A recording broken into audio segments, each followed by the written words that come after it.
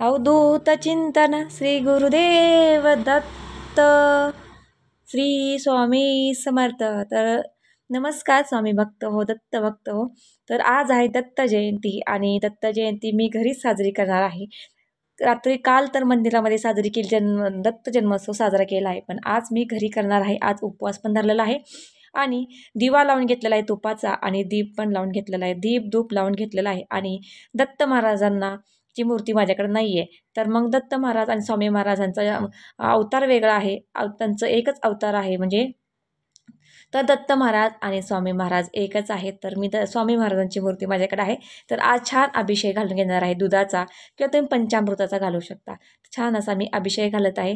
श्री स्वामी समर्थ, श्री स्वामी समर्थ, श्री स्वामी समर्थ, श्री स्वामी समर्थ, श्री स्वामी समर्थ, श्री स्वामी समर्थ, श्री स्वामी समर्थ.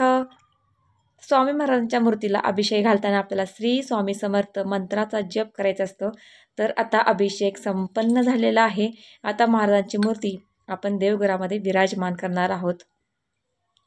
देवपूजा तर छान झालेली आहे आणि स्वामी महाराजांचे लोट जे दिसतात तुम्हाला ते थोडे खराब झालेले आहेत, त्यामुळे ते मी धुवायला टाकलेले आहेत. आणि स्वामींना छान असे मी फुले वगैरे वाहून घेणार आहे. त्यांचं आसन मी आज सजवणार आहे, तर ते तुम्हाला पुढे व्हिडिओमध्ये पाहायला मिळेल. सर्व देवांची छान अशी देवपूजा झालेली आहे आणि फुलेसुद्धा सर्व देवांना मी आता वाहून घेत आहे.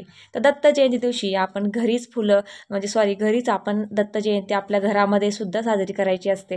तर कशी करायची तर तुम्ही माझा व्हिडिओ संपूर्ण पहा, तुम्हाला जेणेकरून माहिती होईल. अगदी खूप साध्या सिंपल पद्धतीने आपल्याला दत्त जयंती साजरी करायची आहे.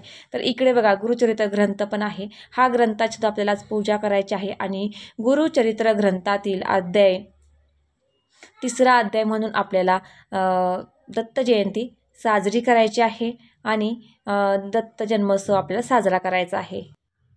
मी तुपाचा दिवा लावलेला आहे आणि तूप अजून वितळलं नव्हतं, पण जसं जसं वात फुलत होती, जळत होती, तसं तूप ते गरम होऊन वितळत होतं. नैवेद्य पण खडीसाखरेचं दाखवून घेतलेला आहे. आता छानपैकी देवघर फुलांनी सजवणार आहे आणि दत्त जन्मोत्सव साजरा करणार आहे. आणि ग्रंथ पण आपल्याला ग्रंथाचं पण पूजन करायचं आहे. छान अशी रांगोळी काढायची आहे. तर चला तुमच्यासोबत मी तो व्हिडिओ शेअर करते. त्याचबरोबर उंबऱ्याला हळदीचं लेपनही करून घेतलं होतं आणि उंबऱ्यावरती सुद्धा रांगोळी काढून घेतली होती आणि बाहेर अंगणामध्ये सुद्धा छान अशी रांगोळी काढलेली. आता देवघरातील छान सजावट करायची आणि दत्त जन्मोत्सव साजरा करायचा आहे.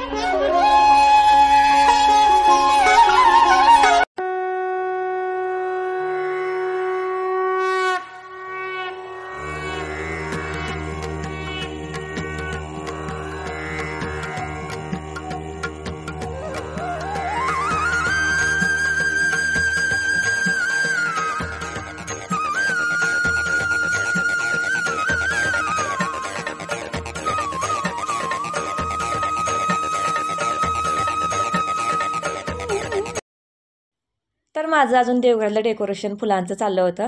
तर दिवा मी खाली ठेवून पाहत होते पाटावरती, पण थोडंसं देवघरामध्ये अंधार पडतो आहे असं वाटायला लागलं. त्यामुळे मग बघूया थोडा वेळ इथं ठेवून कसं वाटते बघूया. आणि असं देवघर आहे, छान फुलं वगैरे वाहून झालेली आहेत. मस्त असं देवघर फुलांनी सजलेलं आहे आणि आपल्या लक्ष्मी मातेला सुद्धा फुलं वाहिलेलं आहे. फूल फोटोला लावून घेतलेलं आहे. फूल खाली पडतं म्हणून मी अगदी पाठीमाग खोचून ठेवलेलं आहे पॅकमध्ये, फूल खाली पडू नये म्हणून. तर इकडं बघा गुरुचरित्र ग्रंथाची पण पूजा झालेली आहे. त्याचबरोबर छान अशी रांगोळी काढून रांगोळीला हळदी कुंकू वाहिलेलं आहे आणि फुलेसुद्धा रांगोळीला वाहिलेली आहेत. आणि आपल्या अंगणातील फुले आहेतच, त्याचबरोबर आपण आज विकतसुद्धा फुलं आणलेली आणि छान असं आपलं देवघर सजलेलं आहे. स्वामींचे लोट धुतलेले अजून वाळले नाहीत, तर ते पण थोड्या वेळात मंदिरामध्ये येतील. तर हे पाहताय फूल खाली पडले, किती खोचून ठेवलं तरी फूल खाली पडले. लक्ष्मी मातेनं आपल्याला आशीर्वाद दिलेला आहे. तर मी फूल तिच्या चरणाशी तसंच ठेवलेलं आहे. तर असा काही दिवा आहे बघा तुपाचा. तर आजच्या दिवशी तरी आवर्जून तुपाचा दिवा लावायचा. दत्त महाराजांना पिवळी फुलं वाहून घ्यायची. आता जेवढी होती तेवढी वाहिली त्या आणि छान असं बघा दिव्याची वात जी आहे, आपला दिवा आपण छान सजवला आहे. खूप छान प्रसन्न असं आजचं वातावरण वाटते, कारण सगळ्या घरामध्ये देवघरामध्ये फुलं रांगोळ्यांचं खूप छान सजावट जशी जमेल तशी जमलेली आहे. तुम्हाला आवडली असेल तर लाईक करा आणि एक कमेंट करा.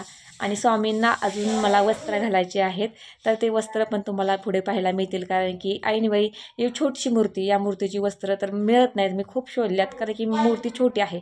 तर मग चला आपण स्वतः टेलरिंग काम करतो, तर म्हटलं थोडीशी बुद्धी घरीच लढवूया, अक्कल लढवूया. आणि स्वामींसाठी छान अशी वस्त्र मी घरीच तयार केलेलं आहे. ते कसं आहे ते पण तुम्हाला पाहायला मिळेल. आणि छान असं आजचं देवघर माझं सजलेलं आहे फुलांनी. कसं वाटतंय नक्की सांगा. तर मी वस्त्र कसे तयार केले, घरी ब्लाऊज पीस होता पिवळ्या कलरचा, त्याचं बघा मी वस्त्र असं स्वामींना गुंडाळलेलं आहे. की कारण की हे मी खूप शोधले वस्त्र, पण मला मिळत नाही आहेत. तर मग म्हटलं चला आपण, आणि हार पण त्या जो गळ्यामध्ये त्यांनी हार घातलेला आहे माळ, ती पण मला इथं त्यांच्या साईजची मिळत नाही, खूप मोठी होती. मग मी ती माळ पण पहिली घरीच बनवलेली, ती आज नाही पहिलीच बनवलेली आहे, पण घरीच बनवलेली आहे. आणि छान असे वस्त्र आहेत. आणि मी हा व्हिडिओ बनवला होता आणि माझी पूजा चालू होती की आता मला दत्त जन्म साजरा करायचा होता की 12/39ला. तर त्या काळामध्येच बघा माझी तयारी अगोदरपासून सुरू होते. व्हिडिओ शूट वगैरे केला आणि नंतर मग म्हटलं आता गुरुचरित्रातला 4था अध्याय वाचायचा होता आणि नंतर दत्त जन्म आपण साजरा करणार होतो. जसं की केंद्रामध्ये 12/39ला दत्त जन्म साजरा केला जातो आणि त्या दिवशी आपण उपवास करत असतो. तर मी आज उपवास केला होता आणि योगा गाय दारामध्ये आली होती बघा. देशी गाय दारामध्ये आले. मग पटकन त्या गाईला मी खाऊ घातलं, ते म्हणजे डाळ आणि गूळ. आणि आपल्या हातानं त्या गाईला खायचं, म्हणजे आपल्या तळवत तळ हात आहेत ना, ते गाईनं चाटले का नाही की आपलं सर्व जे काही नशिबातले दोष आहेत ते गाईच्या पोटात गेल्यासारखे होतात. तर आपल्या हातावंजुळीत घेऊन गाईला खाऊ घालायचं कधी पण. तर आणि नंतर त्या काकू म्हणत होत्या की आम्हाला नाश्त्याला वगैरे काहीतरी द्या. म्हणजे ही वेळ एक तर 12:30पर्यंतची वेळ होती. त्या 12नंतरच त्या काकू आल्या होत्या गाईला घेऊन. तर मग म्हटलं त्यांनी मागितलं होतं आणि आज उपवास असल्यामुळे मला स्वयंपाक एवढं लवकर झाला नव्हता, कारण की आज उपवास होता. मग परत ना त्यांना म्हटलं ठीक आहे तुम्ही फेरी मारून या, मी तो स्वयंपाक बनवते, तुम्हाला खाऊ घालते. तर त्या काकू फेरी मारायला गेल्या, तोपर्यंत मी स्वयंपाक बनवला आणि माघारी आल्यावरती त्यांना खाऊ घातलं. मग आजच्या दिवशी खूप योगायोग घडला. दत्त जयंती होती आणि 12 ते 12:30 कालावधीमध्ये दत्त महाराज थोडक्यात आले होते, कारण दत्त महाराजांची भिक्षेची वेळ 12 ते 12:30 वेळ असते भिक्षेची. त्या काळामध्ये माझ्याकडे गाई आली आणि त्या काकू स्वतःहून मला तोंडानं मागत होत्या खाण्यासाठी. तर मी बनवला पण होता. तर थोडक्यात देव माझी परीक्षाही घेत असेल, देव कुठल्याही रूपात कधी येऊ शकतो. तर मी त्या काकूंना स्वयंपाक केला आणि त्यांना पोटभर जेव घातलं, त्यांना थोडं दान पण केलं, कपडे पण दान केले. तर हा व्हिडिओ इथंच थांबवते.